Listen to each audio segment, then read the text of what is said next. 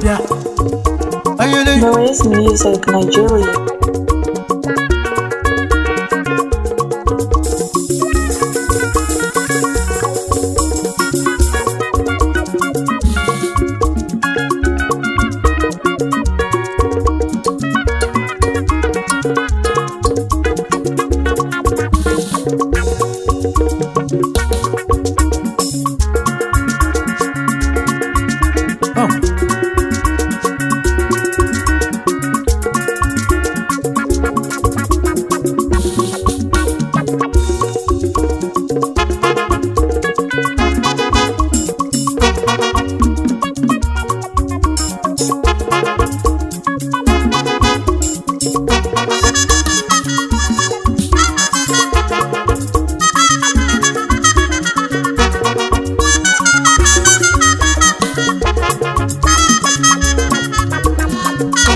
Oyi ka ngwazie gị na anyị si oke obodo n'Afrịka. Noise Music. Enugu esikọba na n'Igbo ebe a na-amụ mmọnwụ ka ibe ya. N'ime Enugu steeti Nigeria ebe a na-amụ odogwu mmọnwụ ka ịgalega ayagaya abọbechara ịga. Anyị bụ ndị ọfọ ka anyị emefe n'ebe niile anyị na-ejere n'ụwa ụkwama ka anyị ji eje onye chụrụ ibe ya. Abọbechara ịga abọbechukwu ego abọbechara ịga abọbechara ịga abọbechara ịga abọbechara ịga nọnụ nwokwu abịago abọbechara ịga onye ọma na n'Igbo abọbechara ịga abọbechukwu amoni abọbechara ịga abọbechukwu ego abọbechara ịga oyi menu awelika abọbechala ịga onye mmanụ ọ ga-abasị anyị abọbechala ịga.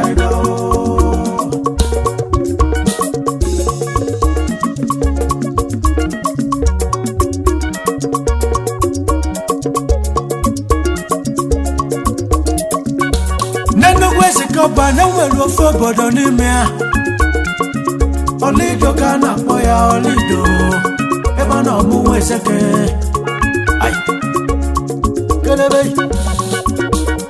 N'ezinụlọ ụzọchukwu dị mma oke nwa n'Olido Nze Emmanuel Nwezedike ife ego na-eme ya na ezi nwanyị ya ugodi ya nwanyị mara obi dị ya n'ụwa Lolo Beatrice Nwakego Nweze nwanyị ọma mama obodo oyibo na famụla anya ofu nwoke ibe ya oke nwa dike eze na mụrụ ọra Uchenna Emmanuel Nweze onye ọma ịmanwema ọ dị iche n'Olido odogwu Uchenna Nweze tobelu ka ibe ya nụ wegusie primary school ka ibe ya weguo ma secondary school ka ibe ya oluzie na mahadum n'aba n'ime Enugu na University of Nigeria Enugu campus ebe ọ na-ọgụ akwụkwọ dibịa oyibo ọ gụrụ ya na UNEC ya na UNTH iwe nwa wee dosie ya anya onye ọma.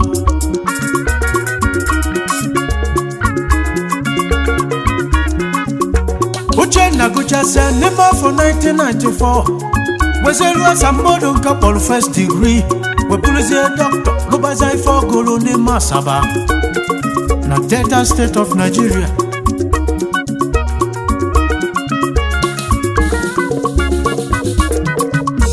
Ọlụbalụ ọrụ na Asaba General Hospital ebe a na-akpọzi Federal Medical Center n'ime Asaba na Delta State. Osizie n'ime Asaba pụtazi Onitsha dọ welụbazie n'Onitsha General Hospital ebe ọlụbakwa n'ụlọ ọrụ ọmanụ. Osizie n'ime Onitsha nabazi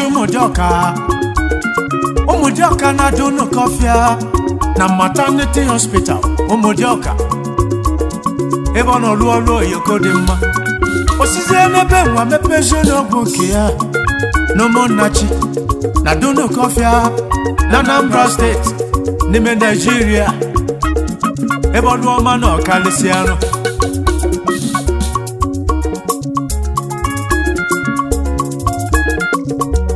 ọlụgidezie ọlụọmọlụọlụwa na Anambra ezoghị ma decide ya na-amazi obodo oyibo ebe a na-ebute dọla ayele o wee bidozi je nwa na Trinidad and Tobago ebe ọ ga-alụ bifo ma anyị ya maka nke onye na-edu ya ọlụgidezie ọlụnwa n'ime TC oke nwa decide kwuo wenabazie British Virgin Island na Caribbean ka ya bafia n'ọzụbakwa ọnụ ya bife nwa zogidezienu osizienu n'ebe nwa nabazie n'Australia na Gold Coast region n'ime Queensland Australia ya bụzi n'isi mmiri ebife na-eme ebife niile na-eme n'Australia ka nwa wụsaziri alụnụ debezi oche lụbụ ife ọma anyị ya aka olisa dịzie ya bụ ife wee chake ayeleyi ka ya bụ ife chawaziri ife ọma wee bido si n'elu mana ma n'iru n'azụ si n'aka ekpe n'aka ndị mebe mmadụ amara si n'elu mana ma n'iru n'azụ si n'aka ekpe n'aka ndị mebe mmadụ amara maka chi ka mmadụ do Olisa moye n'ụwa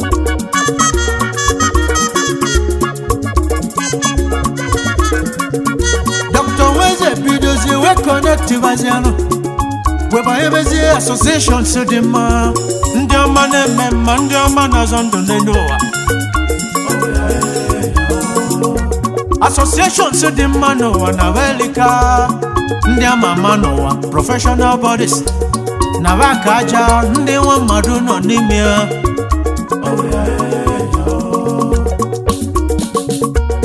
bona fide member Australian Medical Association AMA member Royal Australian College of General Practitioners RSCGP Insofuano South Pacific Underwater Medicine Society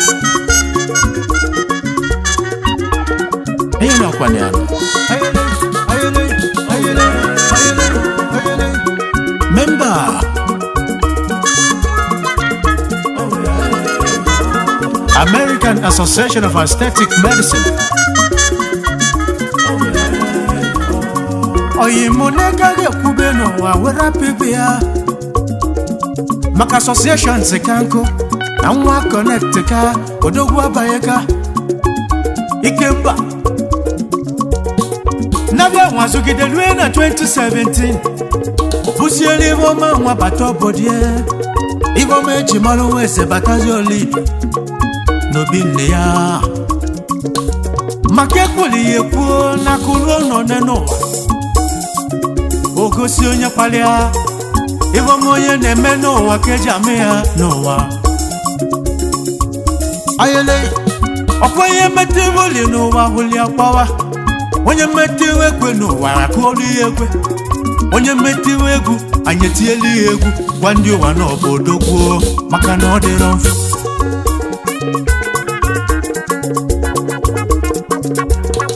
n'ivoma nwa bịalụ na St. Patrick's Church n'Olido ụlọ fada bi n'ime nwa eze tiela aka dọnya vam ụlọ bụrụzie n'ụsọ mma wekwudosie ike anekwoke na-ekwobatazie na hospital health center dị n'Olido tie ya mmanwụ ye ya uwe mma mee ya ka obodo oyibo ọlụsisi atinyesie ndị doctors n'ime ya ka ba wee lụzọba ndị mmadụ ndị dibịa oyibo ndị malụ ebe a na-eme ndị ọ na-akwụkwọ n'ọnwa obodo deluzienu yoko magodogwu abịago maka abụdị mkpa n'ụwa n'isi ego abụdị ka ene n'ụwa n'isi moni o anụ isi ego anụ mazi isi dọla ayele aka na-ekwu n'ime na-ekwu owelukwu ọzọ debe ebe a na-eleta ndụ ndị mmadụ anya ebe a na-eleta mmadụ na anaghị ego Dr. Nwezo founder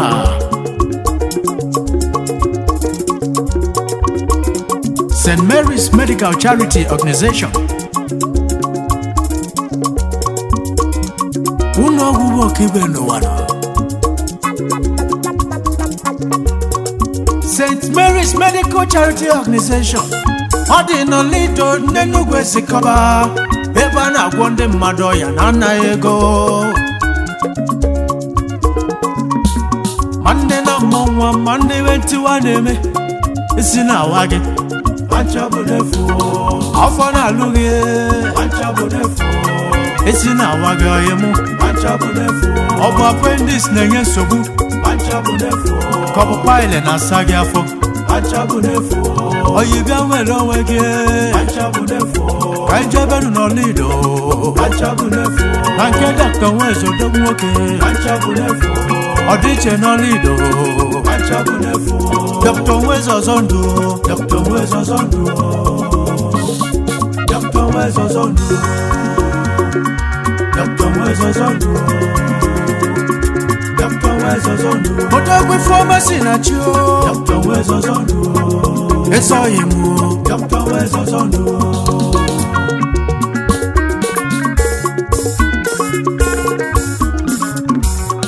ịmana igwe na-achị obodo bịarụ n'esisi wenwa weve unu dị wenwa na o megburu na mbụ na Dr. Nwezo na Dr. Nwezo dị iche ikwe nọrọ obodo wee kpebizie elu n'ụwa o na a ga-echi Nwezo echichi maka iwe ọma nwa karịsịa ayele echichi ndị nze n'ọzọ echichi ndị chief echichi ndị nwe obodo ndị eji marụ obodo amarụ Dr. Nwezo oke nwa n'Olido na mechizie nye chief ọdịiche 1 ọdịiche nke izizi n'Olido Kingdom n'Enugu Ezikọba oke obodo na Nimo n'Enugu State Nigeria Dr. Nwezo dike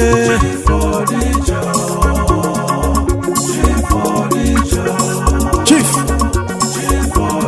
Dr. Uchenna Emmanuel Nwezo ọdịiche 1 n'Olido n'Enugu Ezike Maurice Ezikọba Kennedy onye omime ọmasị na chi onye omime ọmasị na chi odogwu ife ọmasị na chi onye omime ọmasị na chi na ndị obodo kwelugo isiri n'ụwa n'ọnụ na mmadụ na aka ibe ya enyi oko Dr. Nwezo n'Olido nwoke ọma ọgaranya ọdịiche Chidebelu anyị isiri n'ụwa n'ọnụ na mmadụ na aka ibe ya Dr. Nwezo n'Olido nwoke ọma ọgaranya ọdịiche Chidebelu anyị Dr. Nwezo Dr. Nwezo Dr. Nwezo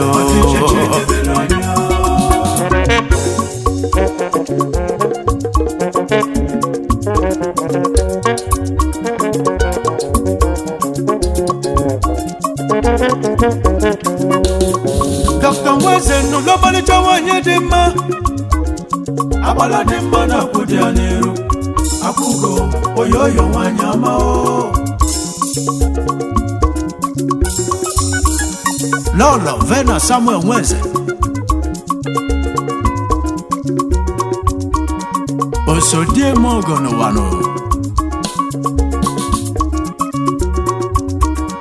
ezi nwanyị ọma na anyị kenelere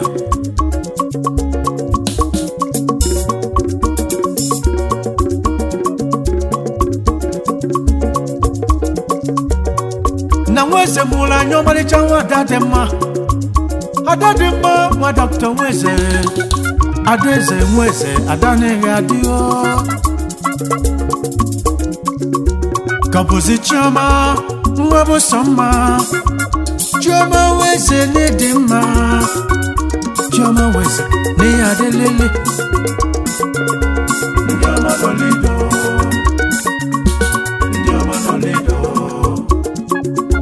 ndị ọma nọlido ụwa fụzienu ọmalịcha nwa Dr. Nweze Chidera Nweze n'ịdị mma n'ihe adịlele ka ọ bụzi ọmalịcha Ogechukwu Nweze n'ịdị nsọ nwa Dr. Nweze onye ọma nọlido fụzienu Uche onye ọma Uchenna Nweze Junior n'ihe adịlele ụwa fụzienu Obinna Nweze onye ọma Obinna Nweze n'ihe adịlị anyị ka echi anyị lelelele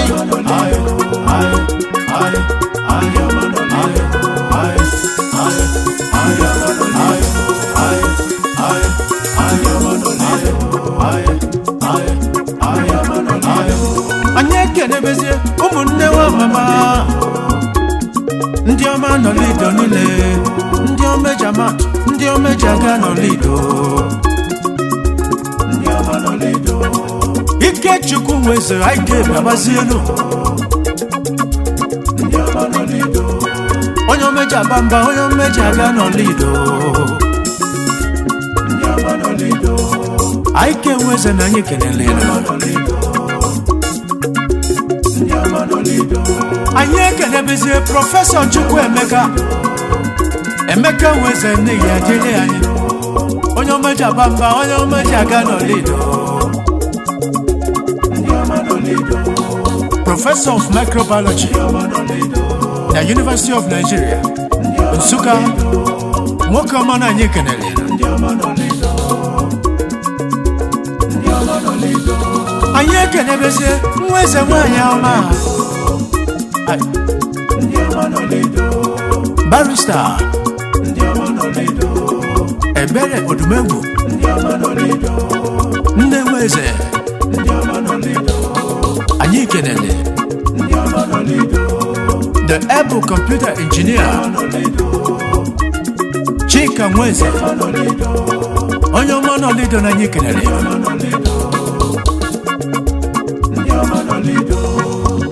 anyị lotebe onye ọnwụ narị anyị n'ụwa n'ọnụ ọnwa nara atụ ụjọ ọnwa mezele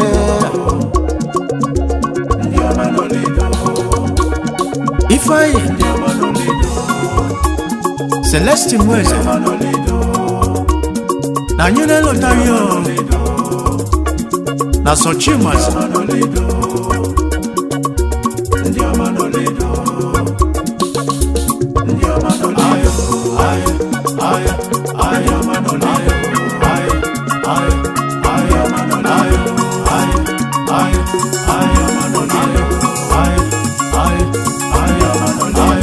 na ndị obodo ekwelugo na mmadụ na-aka ibe ya na ndị ụwa kwere ekwe